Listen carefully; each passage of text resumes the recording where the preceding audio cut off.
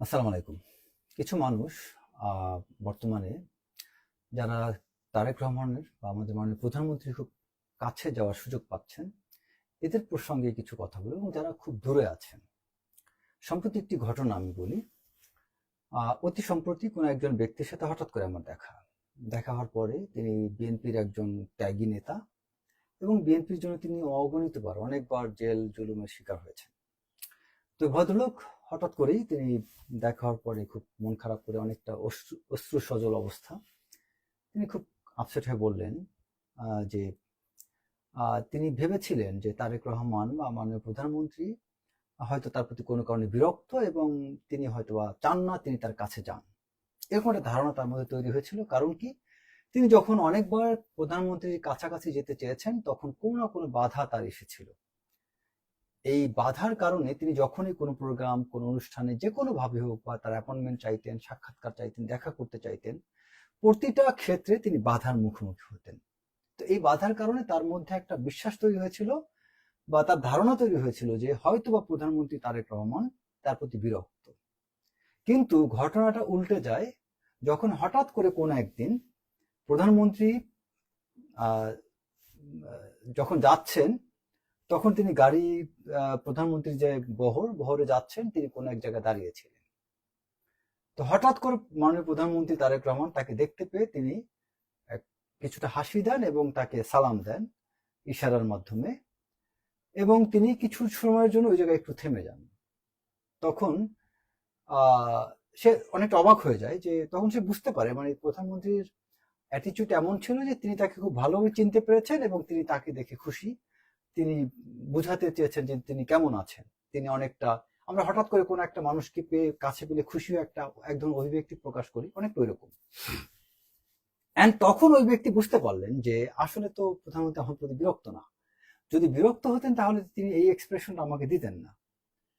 And যে কোনো ভাবে হোক তিনি পরবর্তীতে বিভিন্নভাবে খোঁজ খবর নিলেন এবং তিনি বুঝতে পারলেন, এই ঘটনার পরে তার মধ্যে একটা উৎসাহ তৈরি হলো এবং তিনি খোঁজ খবর নিয়ে জানতে পারলেন হ্যাঁ, মাননীয় প্রধানমন্ত্রী তার ব্যাপারে তিনি পজিটিভ, নেগেটিভ না। এখন এই কথার আমি এই উদাহরণটা কেন দিলাম, যে দেখেন যারা প্রধানমন্ত্রীর কাছে আছেন এই মানুষগুলো বা কাছাকাছি যাওয়ার সুযোগ আছে, যাদের অ্যাক্সেস আছে, হ্যাঁ অবশ্যই আপনার ভাগ্যবান। আমি সেক্ষেত্রে আমি মনে করি এটা অবশ্যই আপনাদের প্রশংসা করবো, কোনো যোগ্যতা তার, আপনার অবশ্যই কোনো যোগ্যতা সেখানে আছেন। কিন্তু আপনাদের একটা সিম্প্যাথি থাকা উচিত, যারা প্রধানমন্ত্রীর কাছে আছেন অন্যের প্রতি একটা সিম্প্যাথি থাকা উচিত। কারণ কি, আপনারা যারা আছেন, ধরেন মাননীয় প্রধানমন্ত্রীর আশেপাশে কত 50 জন, 100 জন, 200, 300, 400, 500 বা হাজার খানিক লোক প্রধানমন্ত্রীর আশেপাশে আছেন। কিন্তু এই বাংলাদেশে বিএনপি কি 1000 লোক করে? এই বিএনপি কি ভোট দিয়ে 1000 লোক ক্ষমতা এনেছে? এই বিএনপি কি আজকে আন্দোলনে জুলুম নিপীড়নে টিকে আছে? এই 17 বছর যে অস্তিত্ব ছিল বিএনপির, এটা কি এই 1000 লোকের কারণে বা 500 লোকের কারণে? না, এটা লক্ষ লক্ষ লোকের কারণে, কয়েক কোটি বিএনপির সমর্থকের কারণে। বা এই বিএনপি তো আমরা তো যদি নর্মালি বলি যে আমরা মিডিয়াতে বিভিন্ন জায়গায় দেখেছি যে 50 লক্ষের অধিক মামলা ছিল বিএনপি বিভিন্ন নেতাকর্মীর বিরুদ্ধে, 50 লক্ষ নেতাকর্মীর বিরুদ্ধে।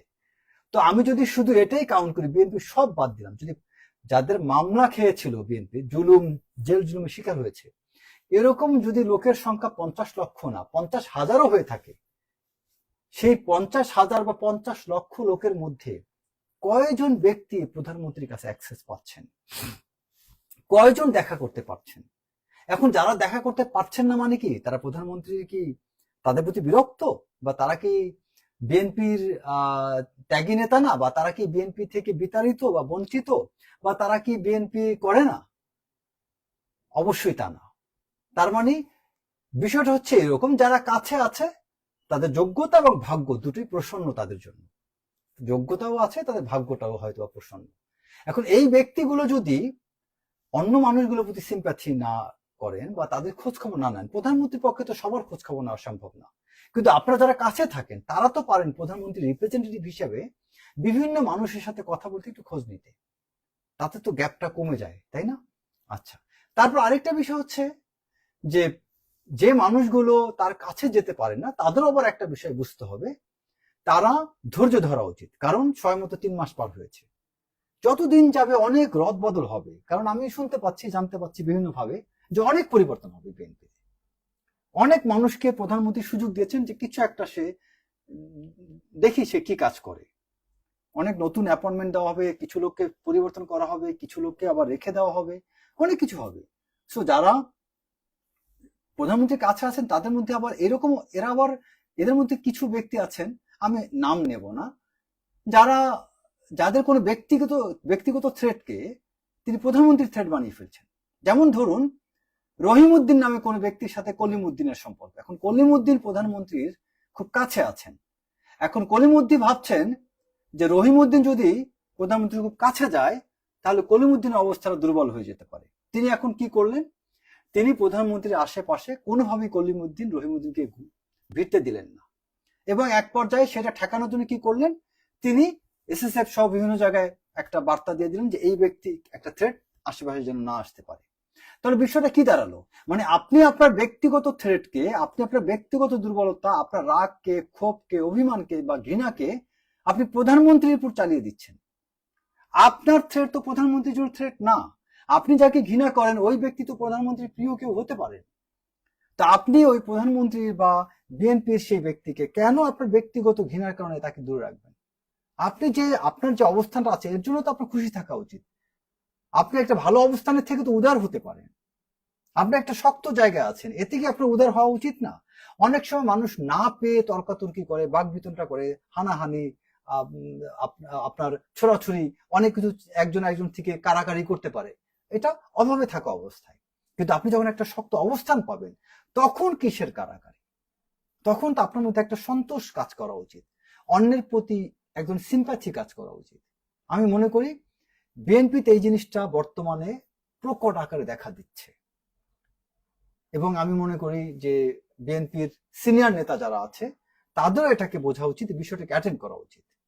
আর যারা ভালো অবস্থানে আছেন এদের সংখ্যাটা খুব কম। বিএনপিতে কয়জন লোক পদ পেয়েছেন, ভালো পদ, গুরুত্বপূর্ণ পদ কয়জন? যুব দলের সভাপতি সেক্রেটারি, ধরেন আমি যুব দলের কথা বলি, সভাপতি সেক্রেটারি ভালো পদ, তারপর আরো 2-3টা ভালো পদ থাকতে পারে, জেলা পর্যায়ে সভাপতি ভালো পদ থাকতে পারে, তারপরে আবার ধরেন ছাত্র দলের ক্ষেত্রে সেম, সেন্টারের সভাপতি সেক্রেটারি, তারপর জেলা পর্যায়ের সভাপতি সেক্রেটারি।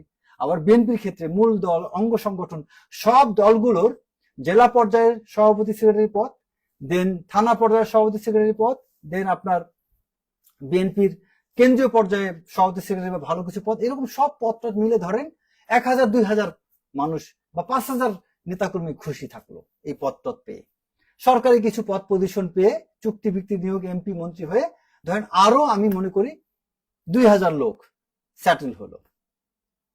আমি সব মিলে ধরলাম 10,000 লোক সেটেল হলো। বাকি যারা আছে তারা কি করবে? তাদের তো মাঠে কাজ করতে হবে। এখন যে মানুষগুলো মাঠে কাজ করবে তাদেরকে তো উৎসাহ দিতে হবে, যারা, কারণ এই মানুষগুলোই তো আপনার দলকে ক্ষমতা আনতে আবার লাগবে আপনার, আপনি তাদেরকে ইগনোর করতে পারেন না। এই মানুষগুলো নিয়ে আপনি চিন্তা করতে হবে, গবেষণা করতে হবে, তাদের কিভাবে ভালো থাকা যায় সেটা নিয়ে আপনাকে ভাবতে হবে। এটা কিন্তু, এই ভাবনাগুলো কিন্তু বিএনপি যারা পলিটিশিয়ান তারা কি করছে? আবার একই সাথে আপনি দেখেন খুব গঠনমূলক ভাবে বিএনপির বিরুদ্ধে যে অপপ্রচারণা হচ্ছে, এটাকে কি গঠনমূলক ভাবে এটাকে কাউন্টার করা হচ্ছে?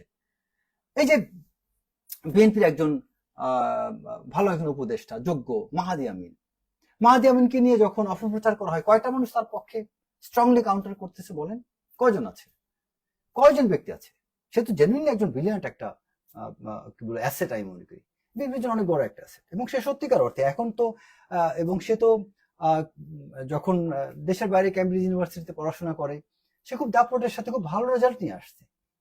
সে কিন্তু মাহাদি আমিন কিন্তু হঠাৎ করে প্রডিউসড হয় নাই, এই বিএনপির বাইরে, বিএনপিতে যোগ দেওয়ার পূর্বে থেকেই সে একজন খুব ব্রিলিয়ান্ট স্টুডেন্ট হিসেবে পরিচিত, যথেষ্ট তার সুনাম খ্যাতি ছিল। তো সেই মাহাদি আমিনকে নিয়ে কিন্তু অনেক আজে বাজে কথা অনেকে যখন লেখে তখন বিএনপি কি সেটাকে প্রপারলি কাউন্টার করতে পেরেছে? এবং আরো অনেক নেতা আছে, এই যে সালাউদ্দিন আহমেদকে নিয়ে কত অপপ্রচার করেছে, এখন আপনারা তো দেখতে পাচ্ছেন কত সুন্দর তিনি কাজ করতেছেন। সালাউদ্দিন আহমেদ কিন্তু ধীরে ধীরে কিন্তু সবকিছু, আমার কাছে মনে হচ্ছে এই একজন ব্যক্তি খুব ম্যাচিউরলি সবকিছু ডিল করছে। আমরা শুরুর দিকে অনেক কথা বলেছিলাম, তাকে বলেছিলাম তিনি ইন্ডিয়ার এটা হেন তেন, বাট একজন যোগ্য রাজনীতিবিদ, একজন মিনিস্টার, দায়িত্বপ্রাপ্ত ব্যক্তি কখনই কোনো ব্যক্তির বিরুদ্ধে সরাসরি কাজ করতে পারে না, কোনো রাষ্ট্রের বিরুদ্ধে বিরুদ্ধে কোনো প্রতিষ্ঠানের বিরুদ্ধে কাজ করতে পারে না। আপনি দেশকে ভালোবাসবেন মানে এই না যে হঠাৎ করে অন্য কোনো রাষ্ট্রকে আপনি গালি দেবেন, এটা কোনো মন্ত্রী পারে না। আমি পারবো, আপনি পারবেন। তো এই জন্য আমরা অনেক ক্ষেত্রে সরকারের কাছে সরাসরি বিরোধিতা করার মতো কিছু জিনিস আমরা আশা করি, এগুলো ভুল। এটা করা যায় না, পররাষ্ট্র নীতিতে এগুলো করা যায় না, বা রাষ্ট্রের নীতিতেও এগুলো করা যায় না। রাষ্ট্র রাষ্ট্র তার কৌশলে তার মতো করে কাজ করবে। তো আমি মাননীয় প্রধানমন্ত্রীকে অনুরোধ করব যে আপনি এই বিষয়গুলো অ্যাটেন্ড করুন, এই বিষয়গুলোকে আপনি যদি খেয়াল না করেন তাহলে দলটা বিপদে পড়বে। এবং দলে যারা যারা ভালো অবস্থানে আছে এর সংখ্যা খুব কম। এই কম সংখ্যক মানুষগুলো, আপনি আওয়ামী লীগের কথা চিন্তা করেন না, আওয়ামী লীগে যারা সবচেয়ে বেশি সুবিধাভোগী তাদের কোনো খোঁজখবর কেউ আছে? কোনো খোঁজখবর নেই। আর আওয়ামী লীগের যারা এখন মিডিয়াতে বিভিন্ন জায়গায় মিছিল, মাঠে ঘাটে কাজকর্ম করতেছে, তারা কেউ কিন্তু পয়সাওয়ালা না। তারা কিন্তু কেউ, তাদের খুব কম সংখ্যক লোকই আওয়ামী লীগের শেখ হাসিনার খুব কাছাকাছি থেকে কাজ করেছেন। শেখ হাসিনার সবচেয়ে কাছের ব্যক্তি যারা যারা ছিলেন তাদের মধ্যে কয়জন এখন আছে মাঠে বলেন? প্রধানমন্ত্রীর কাছে থাকলেই যে তিনি সারা জীবন প্রধানমন্ত্রীর কাছে থাকবেন, তার বিপদে আপদে কাজ করবেন, তার গ্যারান্টি নাই। আবার অতীতে তার সাথে যারা ছিলেন, যারা ছিলেন না, সেই বিষয়টাও খেয়াল করতে হবে। তো আশা করি সবাই ভালো থাকবেন। আমার এই কথাগুলো, আজকের কথাগুলো মূলত বিএনপিতে যারা নিপীড়িত, নির্যাতিত, অবহেলিত, সুবিধা বঞ্চিত, আমি ওই মানুষদের জন্য কথা বলেছি। এবং আমি আশা করি সুবিধা বঞ্চিত মানুষগুলো ঠিক সময় তাদেরকে মূল্যায়ন করা হবে। সবাই ভালো থাকবেন। আসসালামু আলাইকুম।